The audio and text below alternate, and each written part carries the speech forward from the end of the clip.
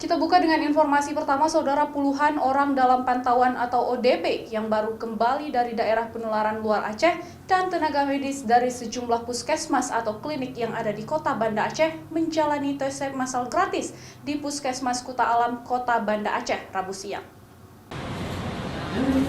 Pemeriksaan swab menggunakan sampel lendir dalam hidung ini dilakukan untuk mengetahui kondisi orang dalam pantauan atau ODP yang baru kembali dari daerah penularan seperti Medan, Sumatera Utara, dan Sragen, Jawa Tengah terhadap paparan wabah virus COVID-19. Pemeriksaan swab massal dan gratis terhadap ODP, tenaga medis, dan masyarakat yang rentan terhadap paparan COVID-19 ini merupakan program pemerintah Kota Banda Aceh bekerja sama dengan Fakultas Kedokteran Universitas Syah Kuala Banda Aceh. Tes swab orang dalam pantauan dan tenaga medis hari ini sasarannya sebanyak 170 orang dari dua wilayah, yaitu Puskesmas Kuta Alam dan Lambulo, Kota Banda Aceh.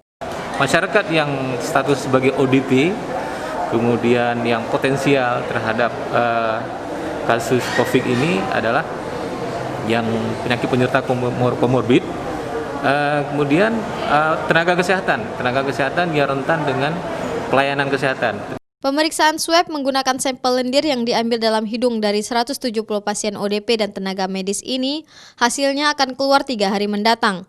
Sehingga bagi ODP harus menjalani karantina mandiri masing-masing selama 4 hari sebagai upaya memutuskan rantai penyebaran wabah virus COVID-19 di Kota Banda Aceh. Raja Umar, Kompas TV, Banda Aceh.